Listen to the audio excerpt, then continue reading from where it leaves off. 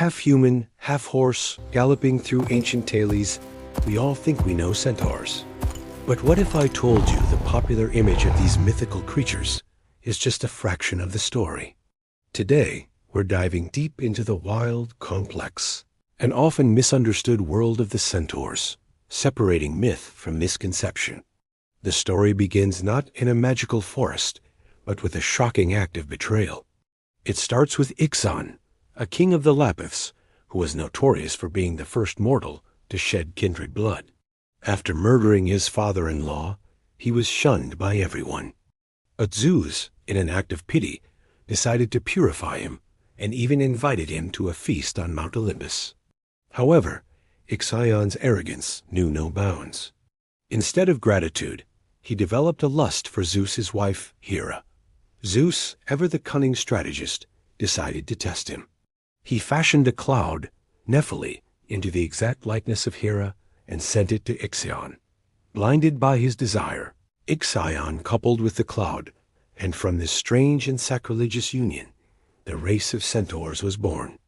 Well, according to one version of the myth, at least. In another, Ixion and Nephili had a single son, Centaurus, who then mated with the wild Magnesian mares on Mount Pelion, fathering the entire centaur race. Either way, this origin story sets the stage for their fundamental nature. The centaurs, or centauroi, as they were known in Greek, were not born of nature, but of hubris and delusion. They inherited their father's wild, untamable spirit and their mother's ethereal, formless nature. They were seen as creatures living on the fringes of civilization, embodying the primal, untamed forces that the orderly world of the Greek polis sought to control. They lived in the forests and mountains of Thessaly, hunting with rocks and tree branches, their lifestyle a stark contrast to the cultured humans nearby. This brings us to their most famous characteristic, their dual form. The upper body of a man fused to the powerful body of a horse. This isn't just a cool fantasy design. It's a powerful symbol. The human torso represents intellect, reason, and the potential for civilization. The horse body represents instinct, brute strength, and untamed nature. The centaur is a living, breathing paradox, a constant battle between the higher mind and base desires. This internal conflict is the key to understanding everything about them. The most infamous story that perfectly illustrates this conflict is the Centauromachy, the war between the centaurs and the Lapiths. It all went down at the wedding of Pirithous, king of the Lapiths and a son of Ixan, making him a half-brother to the centaurs. In a gesture of goodwill, the Lapiths invited their centaur relatives to the celebration. At first, things were civil, but the centaurs, unaccustomed to wine, quickly became intoxicated. Their wild nature erupted. One of the most aggressive centaurs, Evrytion, attempted to abduct the bride, Hippodamia. This single act of violence sparked an all-out brawl. The other centaurs, overcome by their drunken frenzy, began assaulting the Lapith women and boys. What was supposed to be a joyous wedding feast turned into a bloody battlefield. The Lapith heroes, including the legendary Theseus, fought back. The ensuing battle was brutal, a chaotic clash of civilization against barbarism, with wine bowls and furniture used as makeshift weapons against hooves and fists. Ultimately, the Lapiths were victorious. They drove the defeated centaurs from their homeland, pushing them further into the wilderness. This story was incredibly significant to the ancient Greeks. It was carved into the metopes of the Parthenon in Athens, a permanent reminder of reason's triumph over chaos. It served as a powerful allegory for the Greek victory over the Persians, a battle of order against what they perceived as foreign barbarism.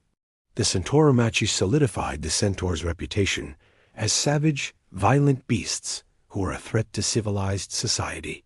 But hold on, because that's not the whole story. To label all centaurs as mindless brutes would be a massive oversimplification, and it ignores one of the most beloved and respected figures in all of Greek mythology, Chiron. Chiron was different, and his origin story explains why. He was not a descendant of Ixion and the Cloud. Instead, his father was the great Titan Cronus, and his mother was the Oceanid Philyra. The story goes that Cronus, to hide his affair from his wife Rhea, transformed himself into a horse to be with Philyra. When Chiron was born, half human and half horse, Philyra was so horrified by his appearance that she abandoned him, praying to the gods to transform her into anything else. They turned her into a linden tree. So, Chiron's parentage was divine, not born of hubris. He was immortal, wise, and gentle. Abandoned by his mother, he was found and raised by the god Apollo himself, along with his sister Artemis. From Apollo, he learned music, medicine, prophecy, and archery. From Artemis, he learned the art of the hunt. Chiron possessed a wisdom and civility that stood in stark contrast to his savage brethren. He was the exception that proved the rule, or perhaps he showed what a centaur could be if the human half was in control. Chiron became the greatest teacher of the ancient world. His cave on Mount Pelion was a school for the greatest heroes of Greek myth. Think of a famous hero, and chances are Chiron was their mentor. He taught Achilles the art of war and how to play the lyre. He instructed Jason, leader of the Argonauts, in leadership and navigation. He trained the great physician Asclepius in the healing arts, giving him knowledge of herbs and surgery. He even mentored Heracles, teaching him virtues to temper his incredible strength. Chiron was a figure of profound knowledge, bridging the gap between the wild world of nature and the structured world of humanity. He wasn't just teaching fighting skills. He was instilling virtue, culture, and wisdom. He represented the ultimate potential of the centaur Sidul nature, the perfect harmony of primal strength and civilized intellect. Sadly, even the great Chiron met a tragic end. During one of Heracles' famous labors, a battle broke out between the hero and a group of rowdy centaurs. In the chaos, Heracles accidentally shot Chiron with an arrow poisoned with the Hydra's venom. The poison was agonizing, but because Chiron was immortal, he could not die. He was trapped in eternal, unbearable pain. In a final act of nobility, Chiron chose to give up his immortality to free Prometheus, the Titan who was being punished by Zeus for giving fire to mankind. By sacrificing himself, Chiron was finally able to die and find peace, his spirit placed among the stars by Zeus as the constellation Centaurus, or some myths say Sagittarius, a timeless tribute to the wise teacher. So, what do we make of this? The centaurs are far more than just monsters. They are a complex symbol of the human condition itself. The Centauromachy represents our struggle against our own base instincts, the lust, rage, and violence that can erupt when we lose control. The story of Chiron, on the other hand, represents our potential for wisdom, mentorship, and self-sacrifice.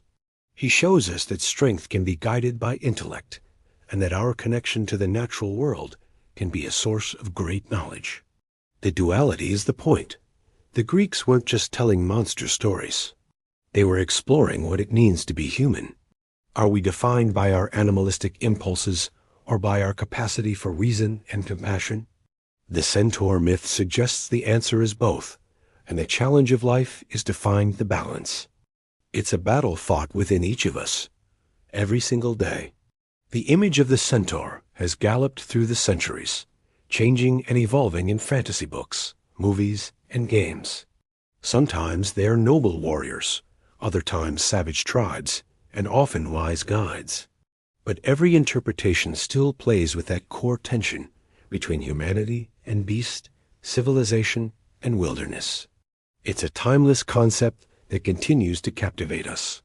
So the next time you see a centaur, look beyond the horse body. See the internal conflict, the legacy of a lustful king and a cloud, and the wisdom of a divine teacher. You'll see a myth that's not just about a fantastical creature, but about the very essence of ourselves. Thanks for joining me on this deep dive into the world of centaurs. If you enjoyed this journey into mythology, don't forget to like, subscribe, and hit that notification bell so you don't miss our next adventure into the ancient world. Let me know in the comments which mythological creature you'd like us to explore next. See you in the next video.